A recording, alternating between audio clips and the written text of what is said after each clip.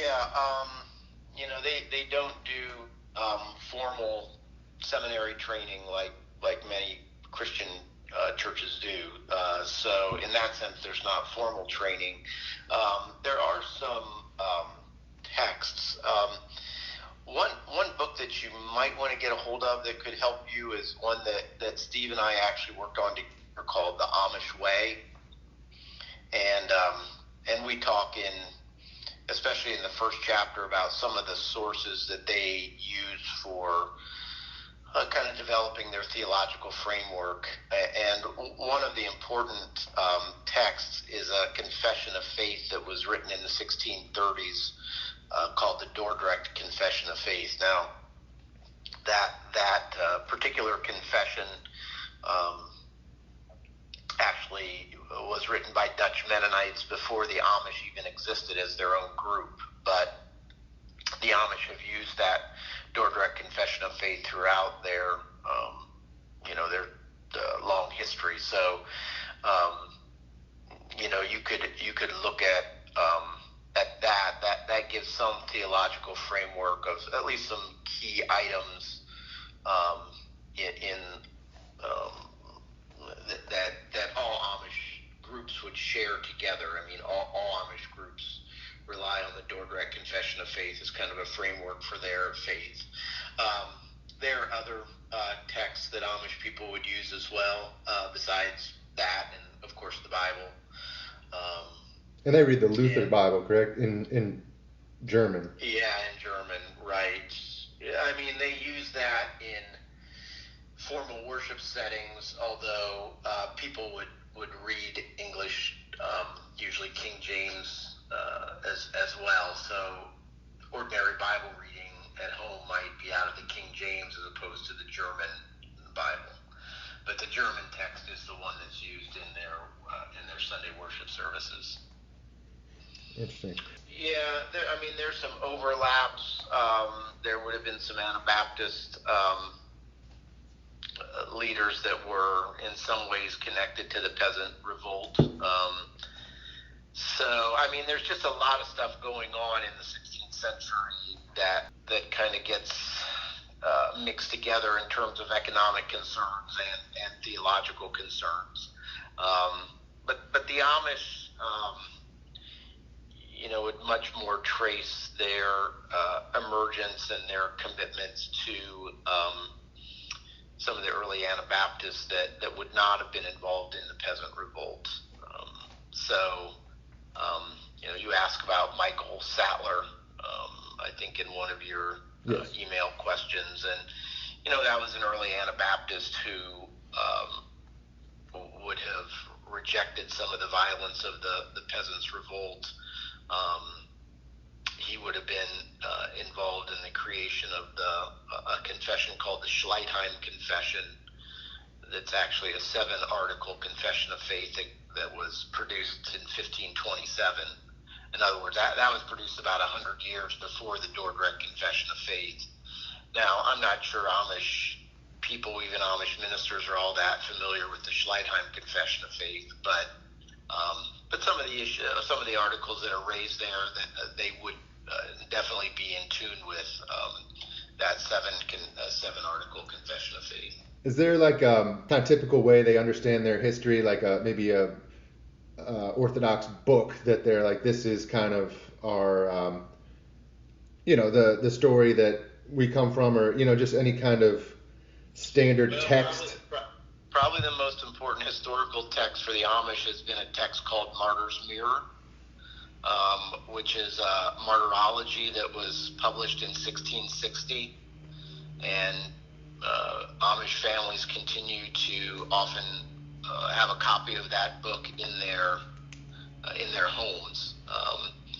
It is a history that kind of orients itself around Christian martyrs, and it actually runs all the way back to the New Testament.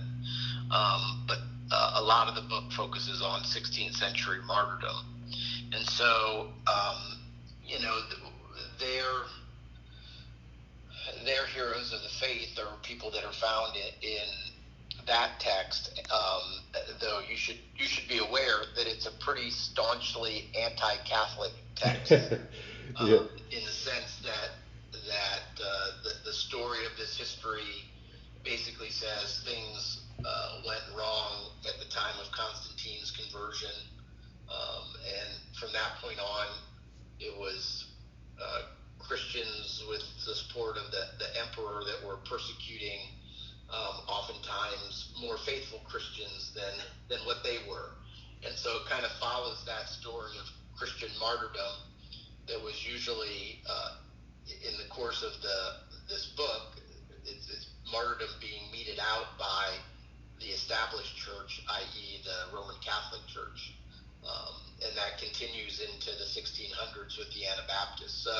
So the text, as martyr texts tend to be, is a pretty strong condemnation of the people that are doing the persecuting as being either evil people or at least very confused people about what it means to be truly Christian.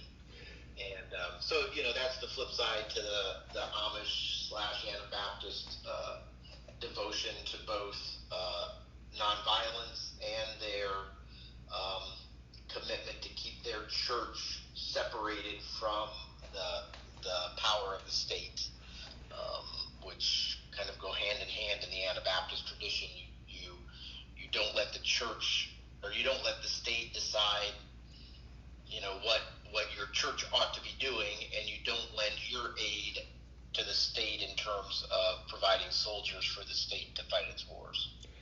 So that book and maybe just that early history of being rebaptizers that were often drowned and all of that kind of like in their mind that's part of what sets them apart from society is those are not kind of the true practitioners of the faith, and those people are the ones that will persecute you if you don't kind of separate yourself sufficiently. Or right, yeah, and their adult baptism was a symbol of kind of the rejection of infant baptism that, of course, was the standard practice for most of the church's history, and which they felt was not symbolic of who truly was a Christian. If you didn't choose it on your own, then what did that mean? So for the Anabaptists, baptism needed to happen for adults, and it really was that rejection of infant baptism that got them in trouble in the 16th century.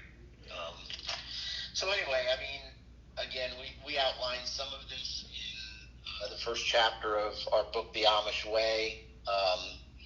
You could also buy a copy of Martyr's Mirror, this historic text. You could find that online, I'm sure.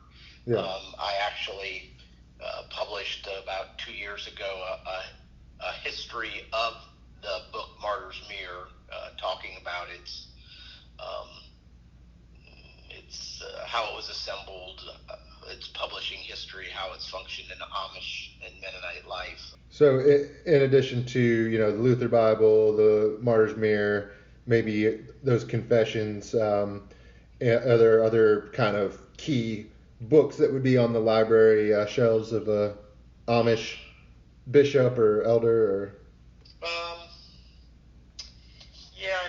those would be the ones that are most widely shared.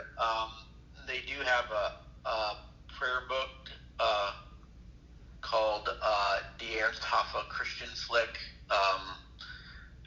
prayer book of earnest Christians, and that would include lots of prayers that Amish families and church leaders would pray. So that prayer book is also another important text for them. So there are a variety of things that you might want to get a hold of. That prayer book gives you a little sense of their spirituality as well. But as for kind of a shared theology, again, it's that door-direct confession of faith that's really kind of the key. That confession has 18 different articles, and it's that confession that people that are going through preparation for baptism would be introduced to. Again, that's pretty much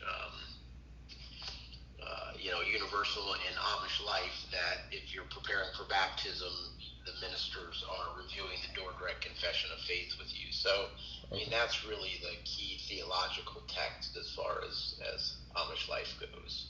What do you think? Now, a lot of the Ordnung that people agree to follow is not explicit in the Dordrecht Confession of Faith, because the Ordnung has to do with all kinds of lifestyle issues that many of which weren't even on the table in the 1600s. So it has to do with technologies that you use or don't use. It has to do with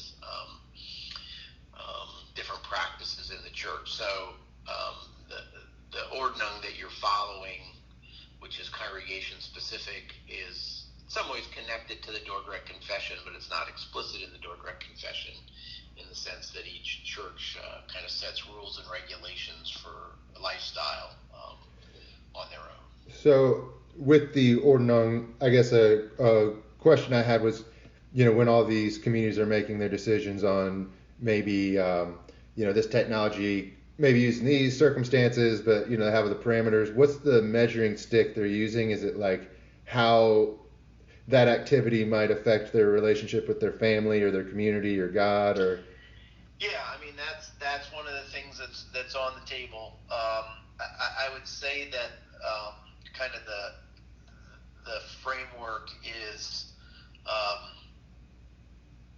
we haven't used it in the past, so unless there's an overriding reason to use it in the present, we probably think it's not a good idea. So there's kind of a default of, I think, rejecting new technologies unless that technology is both beneficial, and the argument can be made that it's not going to have detrimental effects on family or community life. Now, that's just all kinds of judgment calls, and so there's a lot of wrangling, and some of the places where churches and communities land on one item might seem inconsistent given where they landed on another item. So, there's no clear-cut formula for figuring it out, but obviously people are trying to judge whether this particular technology is the benefits that one would derive from it outweigh the harm it might bring. And in some cases it's just kind of a clear economically driven decision that we need to move in this direction. So when the state of Pennsylvania and I forget the exact time frame here, when they came up with new regulations for how milk needed to be cooled if it was going to be sold to milk distributors, it kind of forced the Amish hand to adopt some technologies that would make that possible. But not, it's not like everything that is might be economically helpful is quickly adopted. That economic benefit is weighed against other sorts of things, and so anyway, it's a complicated process. But yeah, you're right that it has to do with some argument that people are making for this will not be harmful, and there's no overriding reason not to embrace this new technology that comes our way. It's just interesting, like with I guess a lot of the other Protestant denominations, that have sort of melded into the greater American milieu. There's sort of, it's very comfortable with the more individualist, post-Enlightenment sort of look. It almost seems like the focus on family and community and culture too, like maintaining the same language, is almost a pre-Enlightenment. Not in a bad way. I just mean like they're not as individualistic. Is there some reason that they were not just able to do that, but that happened, that they, while most of the culture went in a very individualistic direction, did they just not participate in the Enlightenment kind of trends for some reason, or? Well, I think that maybe the best historical explanation has to do with this sense of persecution that came out of the 16th century, that the world is not a friendly place, and we need to make sure that we keep a distance from the world.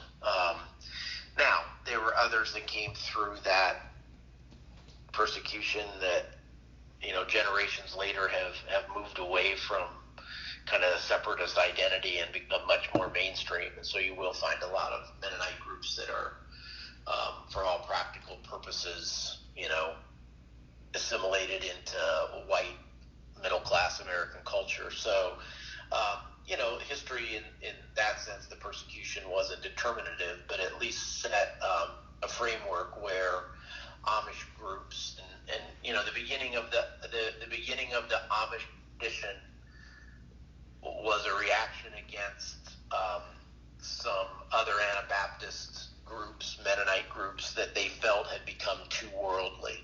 And so, their founding in 1693 by a leader named Jacob Ament, for whom the Amish are named. Their founding was based on a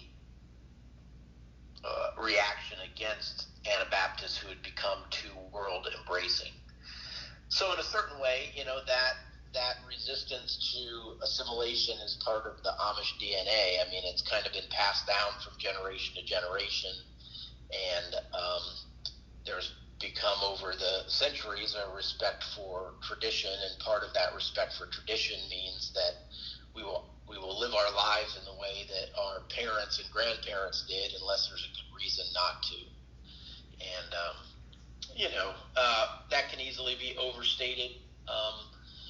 The Amish in the 21st century, at least most Amish groups, are very different from what they were in the 19th century in terms of the kinds of technologies they use and the kind of practices and even the occupations they have. They're not nearly as agriculturally oriented anymore. So, it can be overstated that they lived the way their parents and grandparents did, but nonetheless, there is this strong sense of both honoring tradition and being skeptical about what the larger world is offering to people, and those kind of go together to have maintained their very distinctive practices.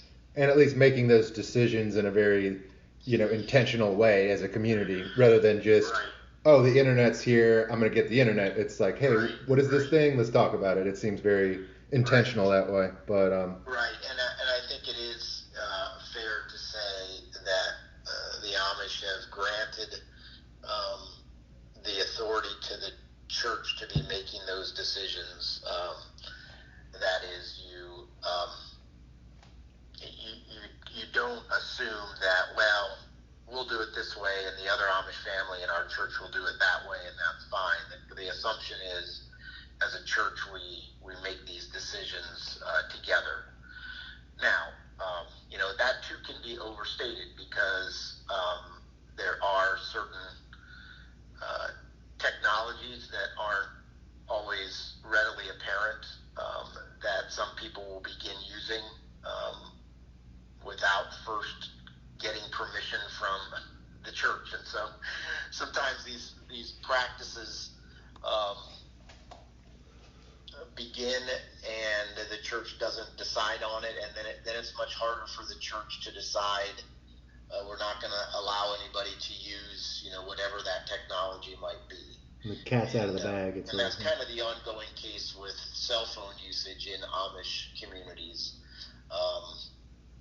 that people have used them. They've used them in various settings, and the churches are still trying to figure out how we are going to allow this or not allow this to happen.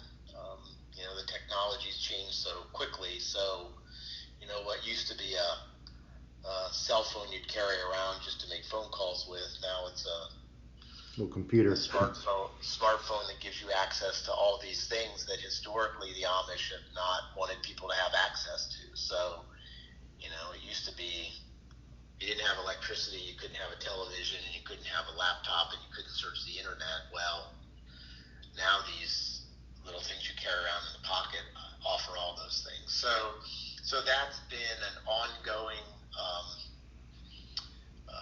struggle in the Amish communities to decide how exactly to deal with cell phones and smartphones, because they really provide much more. And again, because they were small and people could kind of use them on the sly, they've, at least in some communities, become somewhat embedded before the church could even decide what to do about it.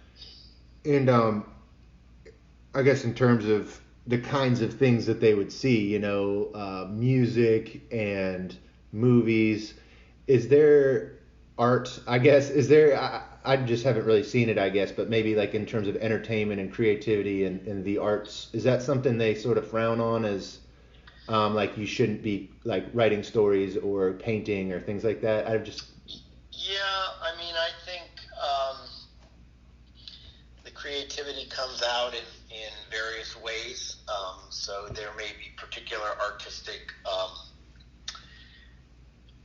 things that are discouraged, and the problem with talking about Amish life, as maybe I've indicated in this conversation, is when you've got 2,500 different Amish congregations making their own decisions. It's hard to generalize as to what's allowed and what isn't. But just a trend, I guess, big pictures. I take my class to a Amish family in Lancaster County that hosts people for meals, and the mother and some of the girls have often, sung hymns in 4-part harmony for us at the end of our meal. Okay, so that's art of a certain type. It's singing. In these cases, they were singing out of English hymnals, and they were doing it with harmony. But they didn't. The girls weren't playing fiddles or playing the piano. They weren't doing that sort of thing. There's quilting that happens. That's sort of an artwork, although traditional patterns are often part of what happens there. So kind of applied. Innovation is not highly valued in that particular artwork. There are some Amish writers, and increasingly so, some who've even published weekly columns in local non-Amish newspapers. Some women write poetry that usually is published in Amish magazines or newspapers or newsletters. Most of us who are literary critics wouldn't say that it's great poetry, but it is poetry, and it's appreciated by Amish readership. So there are places for people to exhibit their creativity. It's just it's bounded in certain ways that aren't connecting and adding to the cultural melange of the larger culture. And they don't want to, I guess, be seen as too, or what's the word they use? They had some Pennsylvania German word for being haughty or being. Yeah. They want humility rather than. So maybe that's part of it, is that if you're a great painter, then you're kind of bringing attention to yourself. But exactly. There's always that issue in the background as to, and at least some people that have become somewhat renowned as in the larger culture, either because of their painting, and there was a woman in Lancaster County that was selling some of her paintings in tourist venues in Lancaster, and there was an Amish woman who was writing a cooking column that was was going nationwide. There's another woman who's written kind of fictionalized novels of sorts that got picked up by a mainstream publisher and has sold, tens of thousands of copies. Usually in those cases, the person who is doing that will need to get the approval of the church's leaders before they, at some point, where they may have an interest in this, but rather than just saying, well, I'm going to do it and I don't care what anybody else thinks, they will need to process that with their church's leadership to get permission to do that. So probably most of those Amish romance novels were not, created from within the community there. No, that's exactly right. Although there is one woman, Linda Byler, she's the one Amish writer in the mix on the Amish romance novels. The vast majority are not. Now, hers stories based on her childhood that she was initially publishing for family and friends, and other Amish people got interested, and so she kind of self-published and sold to largely an Amish readership. And then a mainstream publisher said, hey, these are pretty good. We think we can sell a lot of copies if they're not only Amish romance novels, but they're Amish romance novels written by an Amish woman. So she moved from a relatively small audience to a much larger audience. And again, I'm pretty sure that at some point she got permission from her bishop to do that. And I think at least one of the reasons he granted permission is because, I think I'm getting this story right, her husband was ill and was unable to work, and they were in need of income. So, the economic justification came in to at least support her ability to do that. But, she didn't just do it on her own and say, I don't care what the ministers say, this is what I'm going to do. She would have processed that along the way. And probably would keep the romance a little less steamy than in the non-Amish versions that were written by... Although the non-Amish versions, by and large, are not very steamy either, because they're written, by and large, for a white evangelical female, usually older audience. I guess I've just seen the covers. I haven't really cracked one open, but I see them all over the place. I'm like, that's an interesting trend. Like, yeah, they're even the covers. There are a few exceptions, but even the covers are pretty chaste, and inside, I mean, there's allusions to romance, but there's not allusions to sex before marriage. Not like The Witness, that movie with like Harrison Ford. It doesn't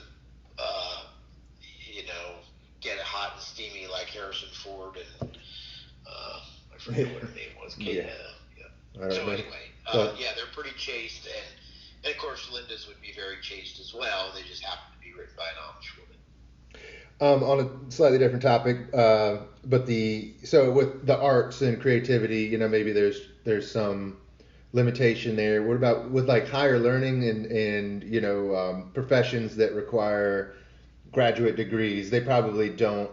Is there not like a rule about it generally? And I know there is a understanding that Amish children will not go to school beyond 8 grades. So for like a doctor, that they just would kind of rely on. I mean, they don't whatever. go to high school.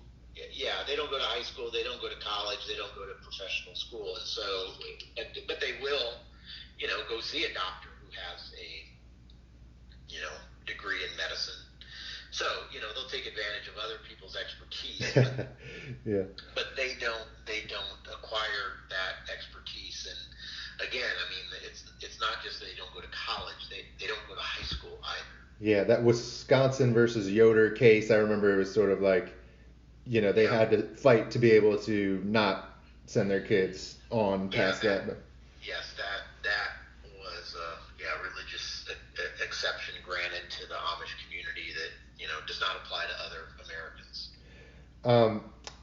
Maybe a final question. I don't want to take up too much of your morning, but one thing that was sort of interesting to me as a Catholic, when I was reading that Michael Sattler book, it was like he had been, when the German Peasants' Revolt started, was at a Black Forest, Germany monastery, and it was saying, some of the other people were as well. Yeah. And the author of this book, it was an Anabaptist press. I don't think it was a very big publishing house, but it was one of the only biographies I could find about him. Yeah. But it was saying that they kind of thought of that movement as sort of a reformed monasticism, because some of the founders were out of the monasteries, like a family version of monasticism. Is that something? Is that maybe, because I was trying to figure out the reason why they say not Catholic or Protestant. I was like, well, you're kind of, a lot of the theology seems very Protestant. So is that kind of, is it sort of a monastic feel maybe from their founders, or? Yeah, I think so.